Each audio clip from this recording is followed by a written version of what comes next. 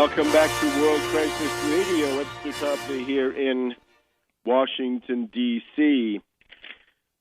So, the great fear leading then to a flight out of Spain and out of Italy in the middle of the summer when all these Europeans, lucky them, are on vacation. Merkel was on vacation. Sarkozy was on vacation. Zapatero was about to go on vacation, and on and on. This combination, the flight out of Spain and Italy into Swiss, German, Japanese bonds, plus these other things, the end of QE2, the stimulus ending, and the insanity of austerity being practiced across much of Europe, this set the stage then. And, of course, at that point, the speculators come in with credit default swaps. That's the weapon, because that multiplies the explosive power of the speculative funds that they have. And they, of course, use their media in order to do this. So by Monday, Tuesday of this week, it's clear we were already in a big crisis. And the developments here in the U.S. stock market, right? On Monday, it was down 635.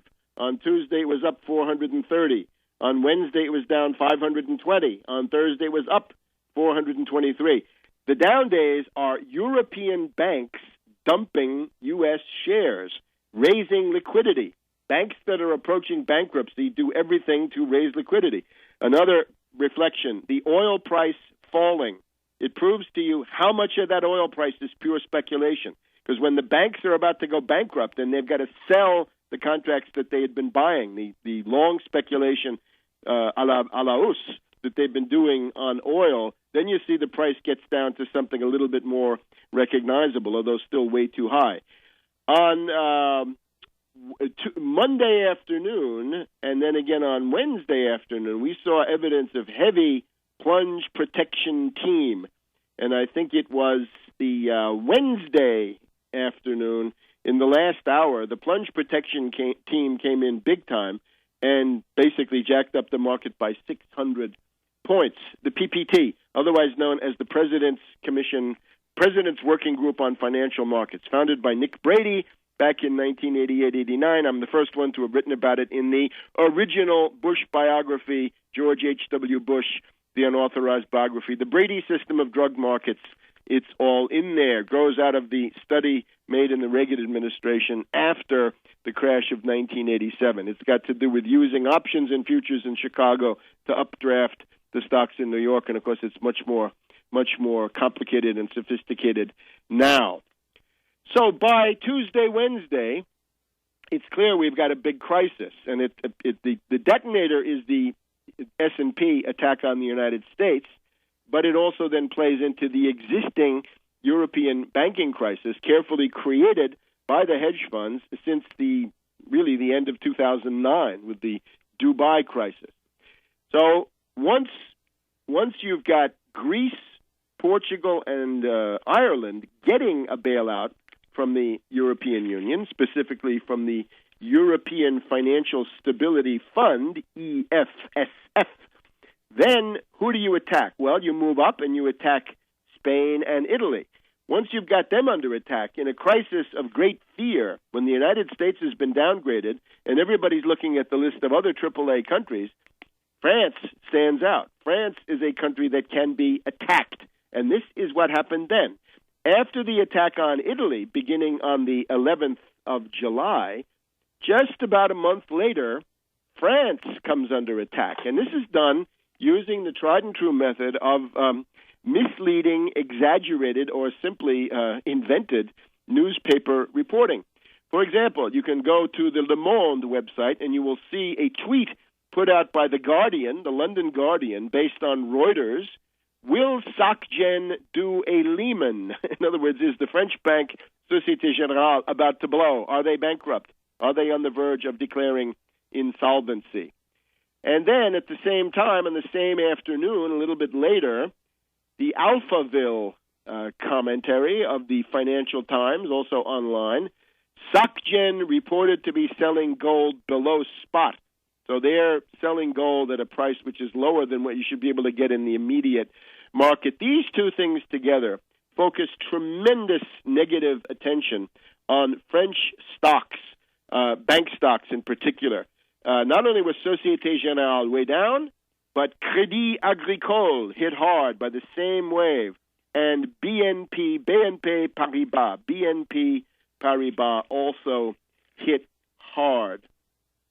So was there going to be a downgrade of France?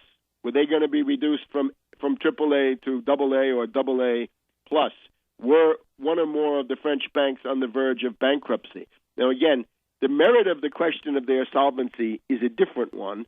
This is now a question of, does this going to happen in an orderly way, or is it going to happen in a chaotic way according to a timetable determined by sharks and speculators and other predators? Because that is what that seems to be what the Financial Times preferred.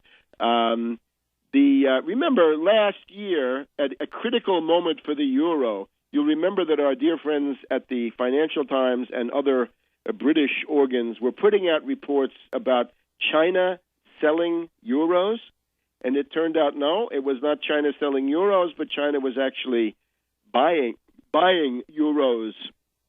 So this was wrong, but the intent was clear, to provoke a panic and to unleash a response. Now, you remember, I think it's in Galbraith's book on the Great Crash, he talks about how a pool used to work, right? They'd get a couple of hotel rooms in 1928 or 1929, lots of press contacts. They'd start buying and selling a stock, churning it, putting out misleading press reports, drive it way up, sell it all, get out, let the suckers buy it, and then when it came down, the suckers would get the losses. So it's something similar. Today we have hedge funds in a panic mode. We've got a whole series of banks. Let's look at it. The world economy is looking bad. Don't let me say it. I've said it now for a couple of years. Meredith Whitney appeared on CNBC. This is a Wall Street consultant. She says that the U.S. banks are zombie banks, and they're uninvestable. And her list seems to include Bank of America, J.P. Morgan, perhaps, it may be on other lists, Citibank, Morgan Stanley. Of course, in terms of the smaller institutions, Paulson and Company, the hedge fund, heavily reported in trouble. We've got, I think, here we go, the Wall Street Journal, as stocks slide, investors scramble. John Paulson and Company down 9% in August. A couple of the Paulson funds have gone down as much as 20%, one of the other funds somewhat less than that. Genworth Financial also considered to be in trouble. Here's a dramatic one that you might not have heard of. MBIA. This was important back in these horrible days of 2008.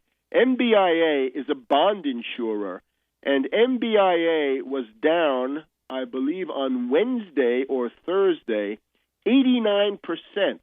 They lost 89% of their value on derivatives losses, of their stock price, their value. Value is a different story, but of their stock price. So look at all these U.S. banks. Where's the new Lehman? Well, take your pick. On the German side, Commerzbank, we've been talking about them, not looking too good. Chart looks pretty ugly. Deutsche Bank also hit hard this week. British, Royal Bank of Scotland, Barclays Bank. And, of course, the French, we've already gone through it. Société Générale, Crédit Agricole, and BNP Paribas. So Meredith Whitney talks about zombie banks. It's important to see also that Bank of America's situation is complicated by a lawsuit against them by AIG about their activities in the mortgage market. Now, the other thing is, remember, on Monday morning of this past week, Standard & Poor's, not content with their attack on the United States Friday night, on Monday, they then downgraded Fannie Mae and Freddie Mac. And if you know the mortgage business, Fannie Mae and Freddie Mac are joined at the hip with Bank of America, because this is the big mortgage business nexus here in the United States. So if you're downgrading Fannie and Freddie, then Bank of America is not far behind. So much so, I think, Meredith Wilson recommends Dodd-Frank receivership for the Bank of America under its head, Moynihan, or maybe without it. Dodd-Frank receivership for Bank of America, says Meredith Whitney. Well, we'll be back in a minute.